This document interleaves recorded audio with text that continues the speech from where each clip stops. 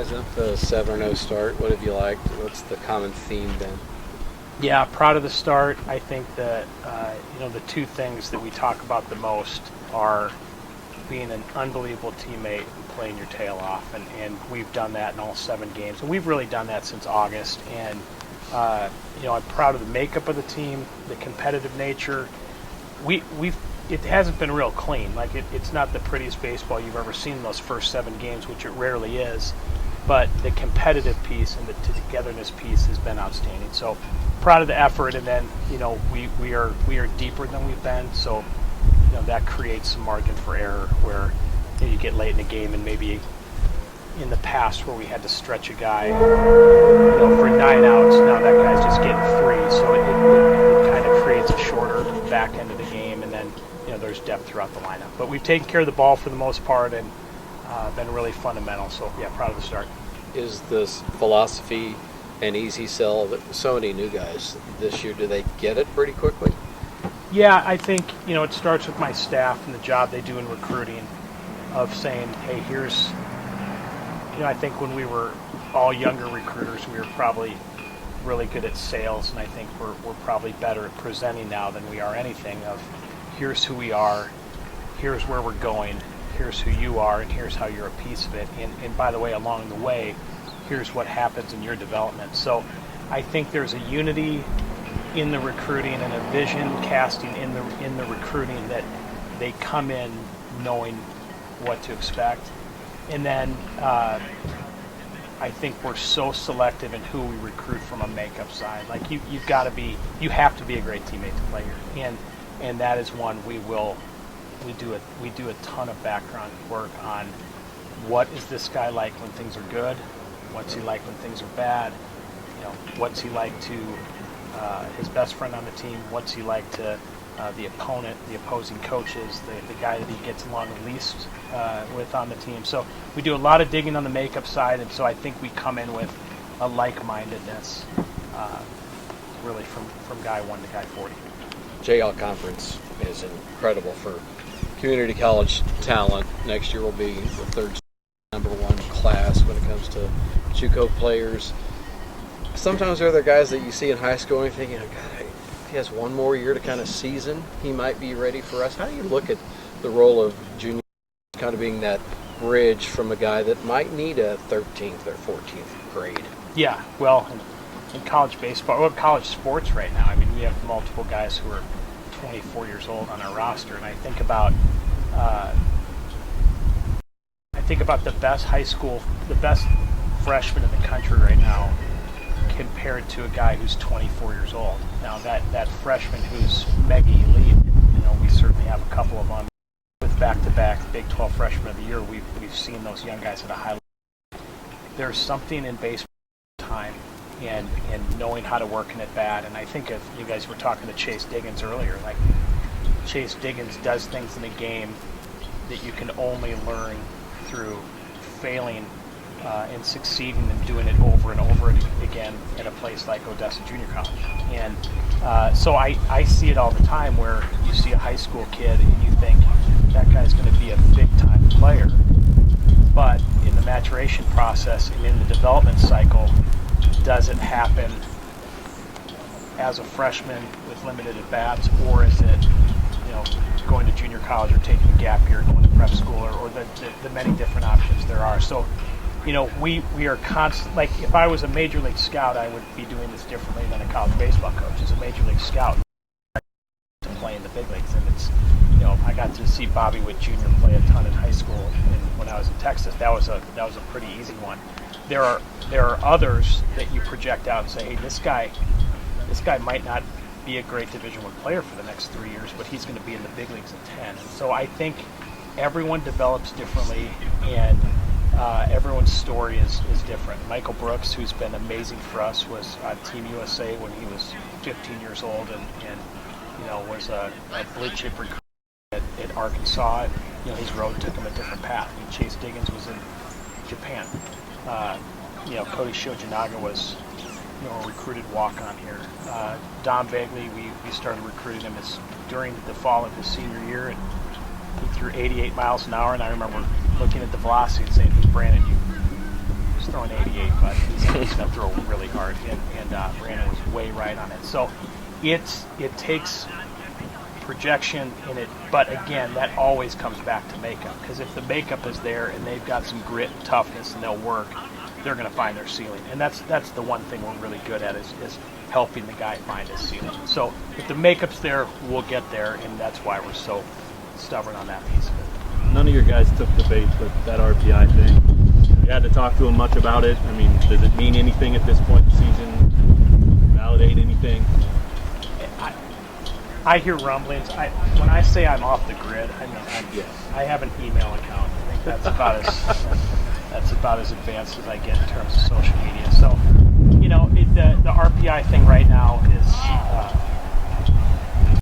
your GPA after the first pop quiz in your semester class. It's certainly whatever our RPI is. I'm sure it's good given the fact that we're off to a good start. But no, I think. And this is not just coach speak. This is really kind of who we are. Is our literally until about 3 hours ago, I didn't know what time our game was tomorrow. It was just got to get through today's practice, and later tonight I'll get the butterflies flying for tomorrow. But no, I'm whatever our RPI is on selection Monday. That will literally be when I look. Coach, you've talked about the humility of this group. How much of that comes from you? How much of that is just the character of the guys you have on the team? It's them. I think if I have any piece of it, it's that that we set a kind of a framework of here's who we want to recruit, and here's what we value. And I do think that there are our staff is very real with each other. I am great friends with those guys, and I was friends with them long before I was their boss, and so we have a very interesting dynamic where they can and have to tell me what they're thinking. There are no yes men tiptoeing around this program. Everyone has an opinion, and it's valued, and so I do try to lead that way. But no, the humility of our guys is because of their character and who they are. Coach, you're dealing with a truly new lineup. Really stepped up as kind of the leader in the clubhouse on or off the field. Yeah, I try to never go into the clubhouse, to be honest with you. That's kind of their space, but it's fun because I think leadership on a baseball field is so different because the number of rah-rah, intense, bring them together and just be emotional. I think you got about a window for maybe 2 of those a year. And it's much more about the guys that can prepare on a daily basis and really they just hook it up every day. So when you look at a guy like Brady Ballinger, our first baseman, who's a sophomore, and he's just fantastic. He was a phenomenal junior college player last year. I don't know that Brady's going to give any impassioned speeches, but he sure leads with how he works. And his performance sure sends a message about how to get after it. And same thing, Mike Kazuski.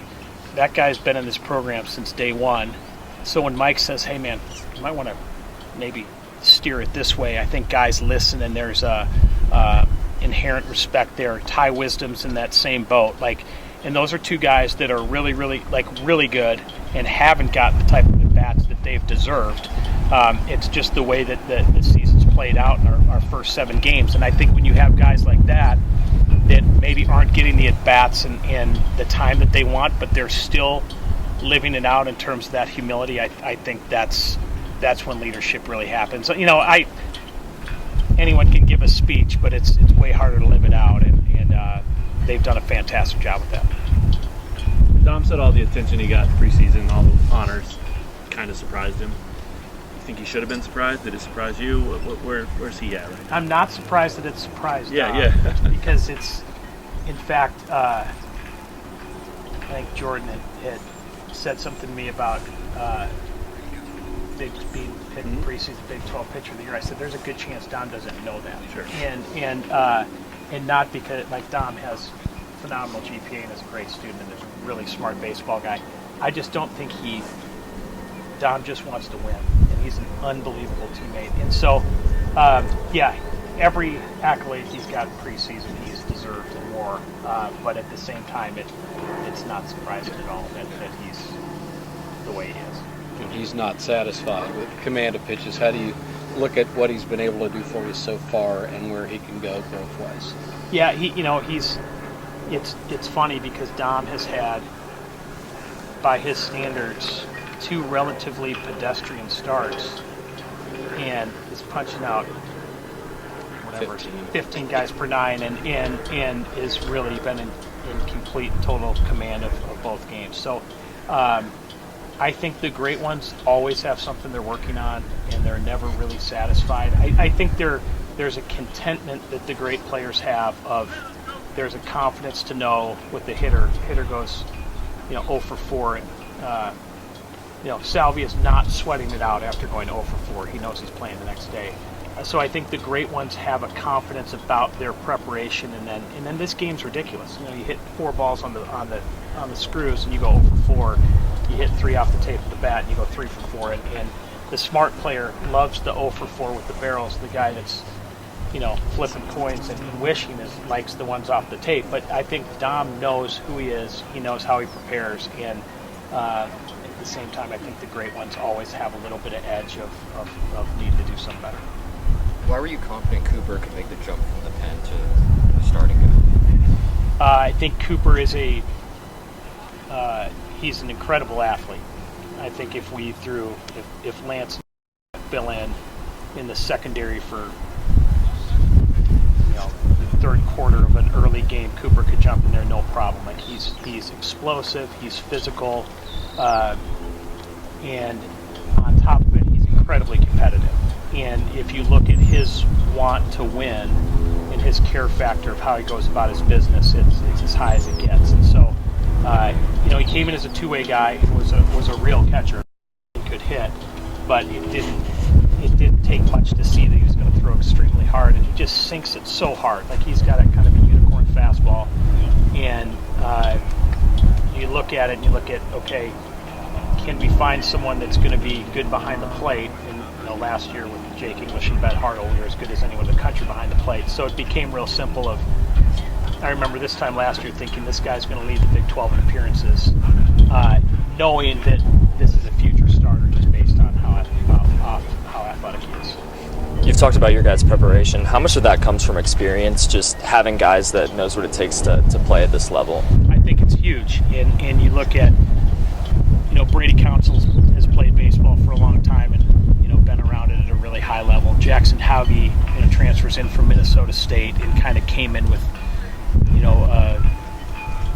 a pattern and a repertoire of what he does to get ready. Sawyer Smith, 3 years at St. Cloud State. Like, it's not surprising that they're having success because they brought that same routine and kind of that commitment, makeup, integrity to the process. They just brought it with. And I think that's something that takes time. I can think back to 100 freshmen I've coached who, game day for them their whole life has been show up 30 minutes before the game and play catch and go. And then you get to a place where, tomorrow we play at 3 o'clock and guys will be here the second class. T will be hitting with guys in the cage at 10 a.m. tomorrow. Mm-hmm. So you have to have a process, and we just try to hyper individualize everything. So there's not a set cookie cutter, this is what we do. Coach Scott has, 20 different plans for 20 different pitchers, and T's got 20 different plans for 20 different hitters. But they have to own it. Me telling them, hey, this is ready in 1997, like that means nothing. Like for them, it's what do you need to do to get ready to compete at your highest. And I think baseball guys are two things. One, they like a routine, and then they're pretty superstitious. So we stomp out the superstition thing early, and we make it about if the routine gets you ready to play, then it's fantastic. Coach Don Bagley was your only returning qualified starter from last year. How are you seeing the starting rotation kind of shape up through these first 2 weeks, especially with him kind of as like the pillar in the middle of all that? Yeah, I think we saw early on that it was going to be Coop, and going into last year, Patrick Stites was our 3 and then got hurt. And I remember the day after Patty found out he was having TJ, he told me he'd be back for the start of the year. And I remember being like, oh, I know you will, Pat. And then in my mind, I was doing the math going, that'd be the fastest, most efficient recovery in the history of baseball. And sure enough, that sucker started weekend 1, and I have never seen anyone rehab like he did. He's an animal. So I think we're heading, hopefully, in what we talked about, as we were putting this team together, hopefully we're heading towards a vaguely more Stites rotation. But then you get a guy like Manning West who's pitched incredibly well, and in college baseball, as we talked about RPI earlier, RPI doesn't discriminate between a midweek game and a Saturday game in the Big 12. It is what it is, and so those midweek games are so enormous in terms of your overall body of work and RPI. So you really need 4, and then we've got a couple of double midweeks. We go up to Minnesota for 2. We've got St. Thomas in here for 2, and so those are weeks where you need 5. And we've got a couple plans for that as well. But I hope that we stay healthy and we end up going vaguely more Stites. Anything else for Coach Fitz? Can you tell us about the turf? Ball bounce the same, more durable? How do you describe the upgrade? Mammoth did a phenomenal job on this surface, and it's beautiful, but it plays really well too. The old place was awesome, but it was just so hot. And as a hitting guy, I loved it, because if you hit a ground ball, there was an 80% chance it was getting through. But Collier Cranford came up to me last year and he said, "Fitz, I have not had to dive for a ball in 2 years." And I thought that's probably a pretty good sign that it's a little hot. But it's definitely plays more like a traditional field, and it's way softer. I'm sure you guys can feel just standing out here. And the old product was great. It was just 15 years old. So Mammoth, this is state-of-the-art stuff, and the design was something we spent a bunch of time on, and I think the subtlety of it is great. But the guys have loved playing on it, and I know they're excited to play on it tomorrow. Do you have a big vision, dream about more with this stadium? I don't know about a second level where you couldn't see the field house, but in a perfect world, can you see this place being more grand than it is now? Yeah, absolutely. And I think the support from our administration, it would be hard to put a value on how amazing it's been. Travis Goff is everything you guys see of him and more. He's an incredible leader, and has been so. We have not taken the foot off the gas for 1 second since taking the job, and I think it was a shared vision.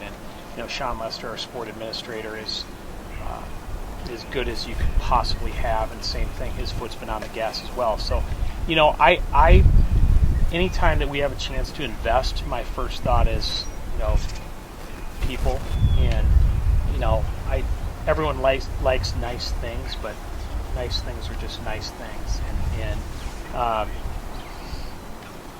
very, very, and this place is awesome, but it's the people that make it special. So do I have plans? Yeah, I got all kinds of plans for this place, and someday I hope we punch every ticket through, and I really believe we will. But I think the priority has always been, the culture.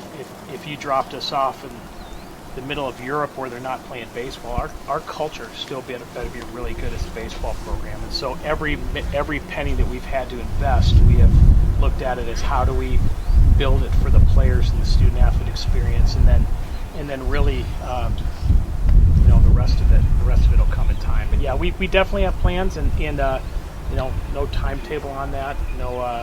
I've got a couple cool drawings that I like working on. But yeah, we are. I can say that the collective foot on the pedal has not stopped for a second. Thanks.